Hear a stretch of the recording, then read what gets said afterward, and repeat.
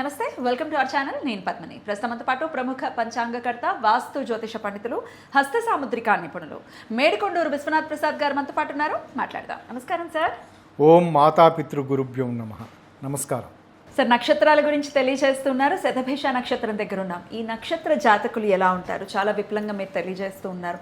అటు వింశోత్తర దశతో పాటుగా యోగిని దశ గురించి కానీ, నవాంశ కానీ, వాళ్ళ పాదాల వారిగా నవాంశ ఏమవుతుంది అనేది చాలా వివరంగా తెలియజేస్తున్నారు.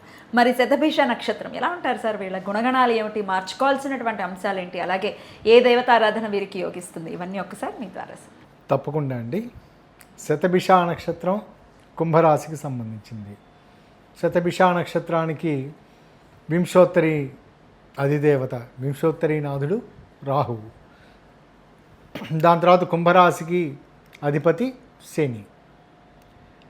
ఇక నక్షత్ర ఆధిపత్య దేవత వరుణుడు. అంటే మనకి వరుణ వర్షాలకి అధిపతి, వాటరీ సైన్, వీటన్నిటి లక్షణాలను సూచించే దేవుడు. ఇంగ్లీష్లో యురానస్ అంటారా? అవునండి, ఇంగ్లీష్లో ఈ తత్వానికి యురేనస్ అని పిలుస్తారు. దాని తర్వాత యోగిని దశానాథుడు ధన్య అంటే గురువు. వీటన్నిటినీ పరిగణలో తీసుకున్న సన్నివేశాల్లో వీరికి సంబంధించి శని రాశిలో రాహు సంబంధించిన నక్షత్రం ఇది, అంతే కదా చూసుకుంటున్నప్పుడు. అంటే మన సహజంగా జ్యోతిష శాస్త్రంలో సహజంగా చెప్పేది ఏంటంటే రాహువు శని లక్షణాలను ఇస్తూ ఉంటాడు, కేతువు కుజ లక్షణాలను ఇస్తూ ఉంటాడు. శనివత్ రాహు, కుజవత్ కేతు అని అంటుంటారు అనే ఒక ఫార్ములా, అదొక ఫార్ములా గుర్తు పెట్టుకోవడం కొరకు రాహు ఇటువంటి లక్షణాలు ఇస్తున్నాడంట. అంటే ఇక్కడ ఇంచుమించు సారూప్యత కలిగిన రాశిలో సారూప్యత కలిగిన నక్షత్రం ఉన్నది అని. సహజంగా సారూప్యత అంటే రాహు శని లక్షణాలు ఇస్తూ ఉంటాడని. ఈ కారణం చేత వీరికి సంబంధించిన విషయాలకు సంబంధించి రాహు యొక్క తత్వం, సహజంగా రాహు యొక్క తత్వం ఏమిటి?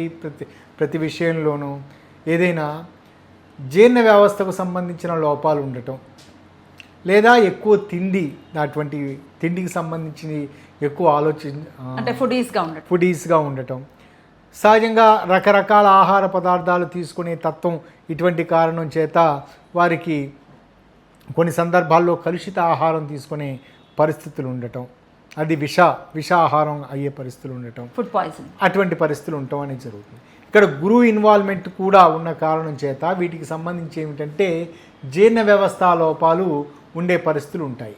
సో ఇటువంటివి లక్షణాలు శతభిష నక్షత్రానికి సంబంధించి. ఇక ఆరోగ్యానికి సంబంధించిన విషయాలు కాకుండా వృత్తిపరమైన లేదా వారి ఆలోచన ధోరణికి సంబంధించింది ఏమిటంటే ఏదో ఒక విషయం పట్ల వీరు ఆకర్షితులు కావటం. అంటే మీరు ఇందాక పదం ఉపయోగించారు ఏకలవ్య అని. ఏకలవ్య అనే ఆ స్థితి ఏమిటంటే ఆ పాత్ర ఈ విల్లంబులు వీటన్నిటికి సంబంధించి విల్లు విద్యకు సంబంధించిన విషయాలలో అతను ఏకలవ్యుడు ఆకర్షితుడు కావటం, దాంట్లో ఉన్న ఒక గొప్ప వ్యక్తి ద్రోణాచార్యుల వారిని తలచుకొని ఆయనే గురువుగా భావిస్తూ సాధన చేయటం, ఆ పాత్ర యొక్క లక్షణం. అంటే అది ఆ విధంగా పోర్ట్రేట్ చేయటం జరిగింది. వీళ్ళకి సంబంధించి కూడా ఇక్కడ ఇటువంటి లక్షణమే ఉంటుంది. ఏదో ఒక విషయం పట్ల ఆకర్షితులు కావటం, అందులో ఉన్న కాన్సెప్ట్స్ని వీరు సొంతంగా నేర్చుకోవటం. అంటే వీరికి ప్రత్యేకంగా వీరు ఇన్స్పైర్ చేసే సంఘటన ఏదో జరుగుతుంది. ఉదాహరణకి జ్యోతిష్యానికి సంబంధించి అనుకుందాం, ఉదాహరణకి లేదా నక్షత్రాలకు సంబంధించి వీటన్నిటి గురించి అనుకుందాం. ఇటువంటి విషయాలకు సంబంధించి వీరు ఏదో ఒక ఇన్స్పైరింగ్ పాయింట్ ఏదో వారికి లభ్యం అవుతుంది. దాని తర్వాత అందులో ఉన్న ఉన్నత స్థాయి వ్యక్తులు వారికి సంబంధించిన విషయాలు పుస్తకాల ద్వారా కానీ లేదా వీడియోల ద్వారా కానీ వాటన్నిటి గురించి తెలుసుకోవటం, అందులో ప్రావీణ్యతను సంపాదించుకోవటం అనేది వీరికి ప్రత్యేకమైన లక్షణం.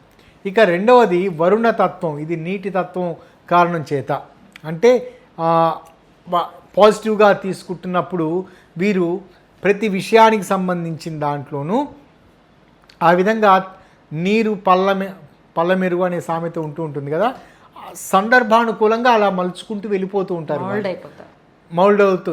అంటే పల్లంగా ఉన్నది కాబట్టి నీరు అట్లా ప్రవహిస్తుంది అనే తత్వం ఇట్లా ఉంటుంది కదా, ఇటువంటి తత్వమే ఉంటుంది. ఇటువైపు అవకాశం ఉంటే ఆ విధంగా వెళ్తూ ఉంటామని ఉంటుంది. కానీ తమ సహజసిద్ధమైన తత్వాన్ని వీళ్ళు కోల్పోరు.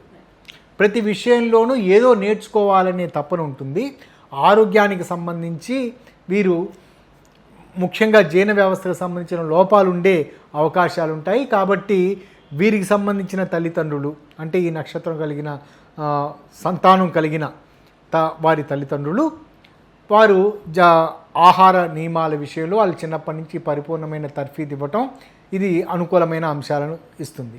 ఇక విద్యా సంబంధిత విషాదులకు సంబంధించి ముందు వివరించినట్లుగా వీరికి ఎక్స్ట్రా కరిక్యులర్ యాక్టివిటీ ఏదో ఏర్పరచుకుంటారు, దాంట్లో ఎక్కువ ప్రావీణ్యత తెచ్చుకుంటారు. ఇదే సమయంలో వీరు వారు ఎంచుకున్న వారిని చేస్తున్న బహుశా వారికి చిత్రలేఖనం లాంటిది ఒక ఎక్స్ట్రా కరిక్యులర్ యాక్టివిటీ అనుకుందాము, దానికి ఎక్కువ ప్రాధాన్యత ఇస్తారు. కానీ వారు చేస్తున్న వృత్తి సంబంధిత విషయాలు వేరే ఇంజనీరింగ్ చదువుతున్నారో మెడిసిన్ చదువుతున్నారో అనుకుందాం, దానికి సంబంధించి చాలా తక్కువ ప్రాధాన్యత ఇస్తున్న కారణం చేత వీరు యావరేజ్ స్టూడెంట్గా ఉంటారు. కానీ కంటిన్యూస్ ఫెయిల్యూర్స్ లాంటివి అటువంటివి ఏమి ఉండవు. ప్రేమ స్నేహం సంబంధిత విషాదులకు సంబంధించి వీరు మొట్టమొదట ఒక రాంగ్ స్టెప్స్ ఆ విధంగా ఆలోచించే విధానం ట్రయల్ అండ్ ఎర్రర్గా అనమాట. అంటే ఎవరినన్నా ఇష్టపడటం లాంటి పరిస్థితులు అయితే ఉంటాయి, కానీ వారిలో ఉన్న లోపాలను త్వరగా గ్రహించటం, అంటే వారికి ఇష్టం లేని తత్వం. లోపాలు అంటే ఏమిటి? మనకి ఇష్టం లేని తత్వం వారిలో ఉండటం, వాటిని గ్రహించటం, క్రమంగా వాటి నుంచి బయటపడటం అనేది ఉంటుంటుంది. ఇక వీరికి సంబంధించి ధన్యా సంబంధిత లక్షణాలు అంటే గురువు యొక్క స్థితి అంటే యోగిని దశలకు సంబంధించి చూసుకుంటున్నప్పుడు వీరికి మొదటి 36 సంవత్సరాల లోపలే వీరికి ఆరోగ్యపరమైన సమస్యలు ఉండే పరిస్థితులు ఉంటాయి. ఆ తదుపరి 36 సంవత్సరాలు దాటిన తదుపరి వీరికి ఆరోగ్యానికి సంబంధించిన సమస్యలు పునరావృతమయ్యే పరిస్థితులు ఉండవు. అంటే చిన్న వయసులోనే ఏదైనా ఎలర్జీ లంగ్స్ సంబంధించి కానీ లేదా మిగతా సంబంధిత ఎలర్జీ సంబంధిత సమస్యలు చిన్నప్పుడే ఉండే పరిస్థితులు ఉంటాయి. కానీ అది అటువంటి ఎలర్జీ సంబంధిత సమస్యలు వారికి వయసు పెరిగిన తర్వాత 36 సంవత్సరాలు దాటిన తర్వాత అవి ఉండే పరిస్థితులు ఉండవు. బహుశా వయసు రీత్యా వచ్చే అనారోగ్య సమస్యలు ఉండే పరిస్థితులు ఉండవచ్చు, కానీ చిన్నప్పుడు ఎదుర్కొన్న అనారోగ్య సమస్యలు అవి పెరిగే అవకాశాలు ఉండవు. ఇక జీవిత భాగస్వామి అంటే వైవాహిక జీవితానికి సంబంధించి ఇటువంటి విషయాలకు సంబంధించి వీరికి ఉన్న ప్రజ్ఞత ప్రతి దాంట్లోనూ ముందు వివరించాను కదా, నీరు పళ్ళ మెరుగు అనే తత్వం అంటే నీటి యొక్క తత్వం ఎందులో పోస్తే ఆ రూపాన్ని కలిగి ఉండే తత్వం కూడా ఉంటుంటుంది కదా. జీవిత భాగస్వామితోటి కలివిడిగా ఉండే పరిస్థితులు ఉంటాయి.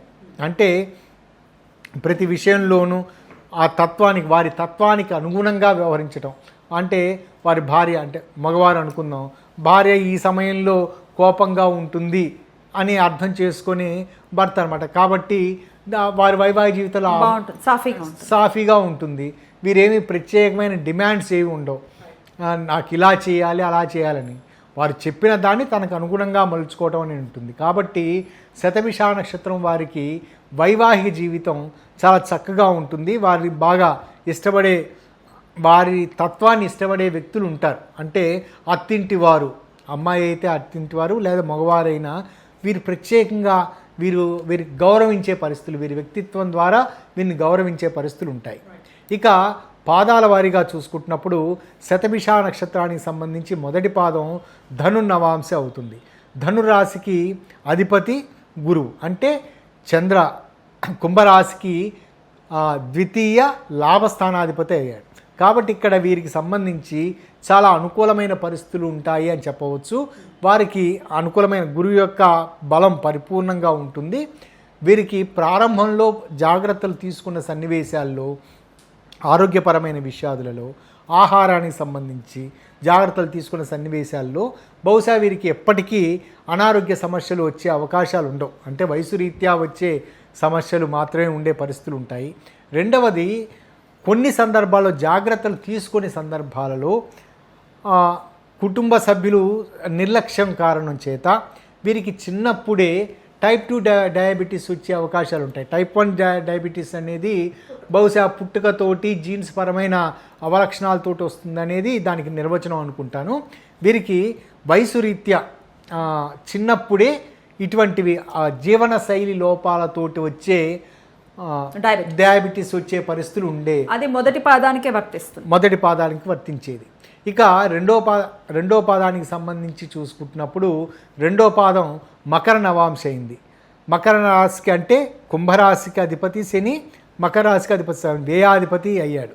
వీరికి సంబంధించిన విషయాల్లో శని యొక్క లక్షణాలు, స్కిన్ రిలేటెడ్ సమస్యలు వీరికి ఎక్కువగా ఉండే పరిస్థితులు ఉంటూ ఉంటాయి.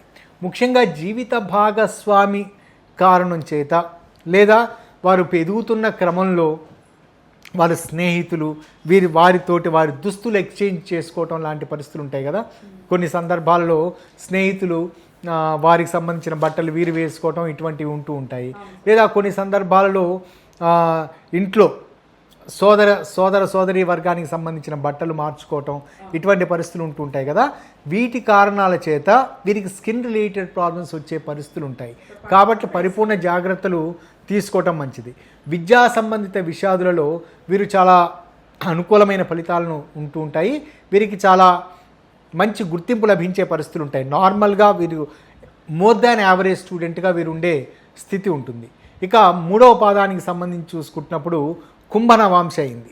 ఇక్కడ లగ్నము అదే అయింది, కుంభ లగ్నము, నవాంశాధిపతి కూడా శని అయ్యాడు. ఈ కారణం చేత వీరికి మెలంకాలియక్ లక్షణాలు, అంటే ప్రతి విషయంలోనూ మనసుకు తీసుకోవటం, అంటే ఏదైనా ప్రతి చిన్న విషయాన్ని మనసుకు తీసుకోవటం, అది మనసులో పెట్టుకొని బాధపడటం, ఇటువంటి లక్షణాలు వీరికి ఉండే పరిస్థితులు ఉంటాయి. ఎక్స్ప్రెస్ చేయరు, మనసులో పెట్టుకొని బాధపడుతూ ఉంటాం.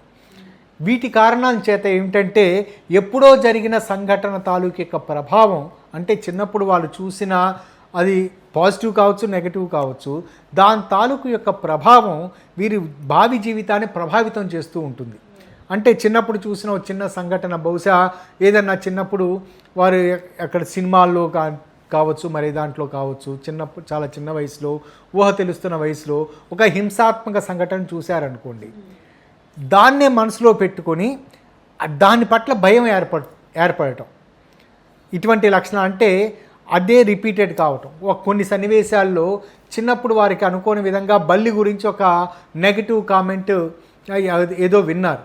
వారికి క్రమంగా పెళ్ళైన తర్వాత కూడా, వారికి వయసు పెరిగిన తర్వాత, పెళ్ళైన తర్వాత క్రమంగా వారు అత్తింటి వారింటికి వెళ్ళిన తర్వాత బల్లుల పట్ల అసహ్యం పెరగటం, తద్వారా వీరు చాలా ఇబ్బందికర సన్నివేశాలు, మానసిక పరమైన ఒత్తిడిని ఎదుర్కోవటం అనేది ఉంది.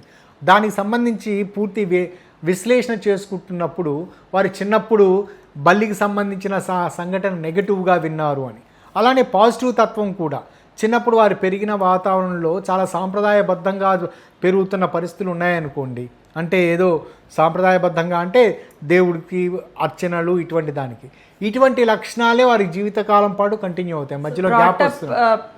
Place the role. వాళ్ళు బ్రాటప్ అనే దానికన్నా చిన్నప్పుడు చూసే సంఘటనల తాలూకు యొక్క ప్రభావం. కాబట్టి వీరికి ప్లెజెంట్గా ఉండే విధంగా వాళ్ళ తల్లిదండ్రులు వ్యవహరించడం మంచిది. ఇక నాలుగో పాదానికి సంబంధించినప్పుడు అది నాలుగో పాదం మీన నవాంశ అయింది, గురువు అయ్యాడు. కాబట్టి ఇక్కడ గురువు ద్వితీయ లాభాధిపతి అయ్యాడు. ఈ కారణం చేత గురువు యొక్క లక్షణాలు చాలా అనుకూలంగా ఉండే పరిస్థితులు ఉంటాయి. అంటే వీరికి సంబంధించి ప్రతి విషయంలోనూ సహకరించే జీవిత భాగస్వామి, ఆడవారికి సంబంధించి సహకరించే జీవిత భాగస్వామి ఉండే పరిస్థితులు ఉంటాయి. పూర్వార్జితాలు, పిత్రార్జితాలు వీరికి పరిపూర్ణంగా చేతికందే పరిస్థితులు ఉంటాయి. కానీ విద్యా సంబంధిత విషయాదులలో వీరు ఎక్కువ ప్రాధాన్యత వీరి ఎక్స్ట్రా కరికులర్ యాక్టివిటీస్కి ఇచ్చే పరిస్థితులు ఉంటాయని చెప్పా కదా, అటువంటి వాటికి ఇచ్చే పరిస్థితులు కారణం చేత కొన్ని సందర్భాలలో కుటుంబ సభ్యులు తీవ్ర అసంతృప్తికి లోనయ్యే అవకాశాలు ఉండవచ్చు. కానీ ఆహార నియమాల విషయంలో వీరు చాలా జాగ్రత్తలు తీసుకోవటం మంచిది. వీరు అంటే అనుకోని విధంగా విషాహారం లేదా కలుషిత ఆహారాల బారిన పడటం, తద్వారా కొన్ని ఎక్కువ సందర్భాలలో జీర్ణ వ్యవస్థకు సంబంధించి ఎక్కువ మెడికేషన్ తీసుకోవాల్సిన పరిస్థితులు ఉంటాయి. ఇక అతి ముఖ్యమైన పాయింట్ ఏమిటంటే ఈ శతభిష నక్షత్రం నాలుగో పాదానికి సంబంధించిన వారు వీరు మతపరమైన లేదా ఇటువంటి విషయాలకు సంబంధించిన ఉపవాస క్రమాలు ఆచరించకుండా ఉండటం మంచిది. వీరికి ముఖ్యంగా జీర్ణ వ్యవస్థకు సంబంధించి లివర్, ప్యాంక్రియాస్, దాని తర్వాత గాల్ బ్లాడర్, వీటికి సంబంధించిన సమస్యలు ఉండే అవకాశాలు ఉంటాయి. వీరు ఏమాత్రం ఇటువంటి ఉపవాస కార్యక్రమాలు ఇటువంటి ఏదైనా చేస్తుండడం వలన ఎసిడిటీ పెరిగే పరిస్థితులు ఉండటం వలన కొన్ని సందర్భాలలో స్ప్లీన్కి సంబంధించిన సమస్యలు ఉత్పన్నం కావటం, అవి తగ్గకుండా తరచూ ఇబ్బంది పెట్టే పరిస్థితులు ఉంటాయి. కాబట్టి ఈ జాగ్రత్తలు తీసుకోవటం మంచిది. రైట్. ఏ నక్షత్రం జోలికి వెళ్ళకూడదు సార్ శతభిషం వాళ్ళు? మనం ముందు వివరించుకున్నట్లుగా, చాలా విషయాల్లో చెప్తున్నట్లుగా రాహు నక్షత్రం వాళ్ళు కేతు నక్షత్రాల జోలికి వెళ్లకుండా ఉండటం చాలా మంచిది. ఇక్కడ శని నక్షత్రాలు, శని రాశిలో ఉన్నాడు కాబట్టి శని నక్షత్రాలు పరిపూర్ణమైన అనుకూల ఫలితాలను ఇస్తాయి. గురు నక్షత్రాలు అనుకూలమైన ఫలితాలను ఇస్తాయి. కానీ ఆవేశతత్వానికి పోయే లక్షణాలు వీరికి అనుకూలం కాదు. అంటే కుజ నక్షత్రాలు అనుకూలం కాదు. పారవశ్యతకు సంబంధించిన నక్షత్రాలు అంటే శుక్ర నక్షత్రాలు కూడా అనుకూలం కాదు. బుధ నక్షత్రాలు పరిపూర్ణ అనుకూల ఫలితాలను ఇస్తాయి. అద్భుతం సార్. ఏ ఆరాధన జీవిత పర్యంతం చేసుకోవాల్సి? సహజంగా ఇక్కడ దుర్గాదేవి ఆరాధన, ఇక్కడ వరుణ తత్వానికి సంబంధించి మనం అనుకుంటూ ఉన్నాం కదా, వరుణ తత్వానికి సంబంధించి కూడా దుర్గాదేవి అమ్మవారికి అంటే పార్వతీదేవి అంశ, ఈ తత్వానికి సంబంధించిన పూజ ఏదైనా ఉపయోగపడుతుంది. వీటన్నిటికంటే చాలా ముఖ్యమైన విషయం ఏమిటంటే అమ్మవారి పూజకు ఉపయోగించిన కుంకుమ, ఆ కుంకుమ ధారణ వాళ్ళ ఆచారం ప్రకారం, వాళ్ళ కుటుంబ ఆచారాల ప్రకారం నుదుటిన పెట్టుకోవటము, లేకపోతే గొంతు దగ్గర పెట్టుకోవటము. మగవారైతే నుదుటిని పెట్టుకునే సాంప్రదాయం అటువంటిది లేకపోతే శరీరంలో కంఠానికి సంబంధించో మరో చోట పెట్టుకోండి. ఆడవాళ్ళు అయితే నుదుటిని పెట్టుకోవచ్చు. అది రెగ్యులర్గా చేసుకుంటున్న సన్నివేశాల్లో ఇబ్బందికర పరిస్థితులు ఎదుర్కోవు. అద్భుతం సార్, చాలా వండర్ఫుల్గా ఎక్స్ప్లెయిన్ చేశారు. కృతజ్ఞతలు సార్. ఇక నెక్స్ట్ వీడియోలో పూర్వభద్ర నక్షత్రం గురించి తెలుసుకుందాం. Thank you sir. నమస్తే. నమస్కారం.